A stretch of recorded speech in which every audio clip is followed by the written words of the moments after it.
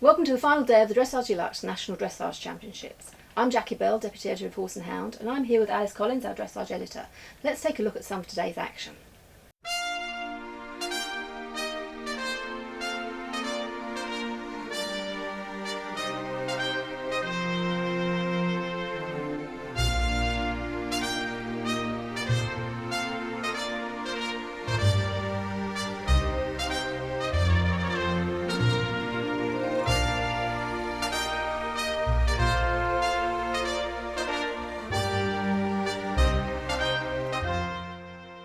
Well, it's been a really exciting day here today. What were the highlights for you, Alice? Well, the headline's got to be the Grand Prix, which gives us our national champion for the year, and it was a nail-biting class. There was so little amongst the top two or three.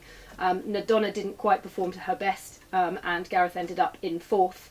But third was Maria, who just announced the retirement of two socks today, so that was quite emotional. And she got a full standing ovation from the crowd, which was really nice. But it was Laura who held on to the title, even though Michael gave her a really good run for her money on Marikoff, who's really looking secure with the Grand Prix level now. Excellent. I understand the advanced medium was quite a tight class too. Yes, as I predicted yesterday, quite proud of myself. Chagall did win the advanced medium with Isabel Vessels. It was a super test. She claimed she rode quite safe, but it didn't look that way. The horse moves really nicely. The changes were clean. You know, he's very well balanced, even though he's so big, and it was a delight to watch. And what about Farouche? Seeing Farouche, that was a highlight for me. Yeah, and I think for probably quite a few other people, she's a fantastic mare. You know, she deserves every accolade she gets. There are not enough superlatives, and Dan Sheriff clearly enjoyed his ride on her and almost had to be pulled off her, and was hoping that she would bolt into his lorry and he could take her home. But yeah, she was top of the 5-year-olds, and then she stood supreme as well. Excellent. And both Alice and I thought that most people would be here today to see Farouche, but when we went out to the crowd, that wasn't quite the case. I've come to see Amy Stowbold today, really looking forward to seeing her occur. I watched her at Olympia and I thought it was fantastic, and she's also come from the ground route, so that's great to watch her. I'm most looking forward to seeing Laura Becksheimer. I'm the rider there, so obviously I'm a top supporter of her. I'm here today to see Hannah Biggs because she's with us at our yard. I work for Mill Farry, and it's really nice to come down to the Nationals and see her compete, a horse that I look after. Now, what about the elementary, Alice? That was quite exciting. Yeah, it was great. Dan Greenwood won the title on the lovely chestnut stallion GF DeVille, who's British bred licensed stallion. They had a super expressive, consistent test with lots of scores from the judges above 70, but actually there was one that had him on 66% and in 8th, which was a bit of a surprise. But yeah, a good class.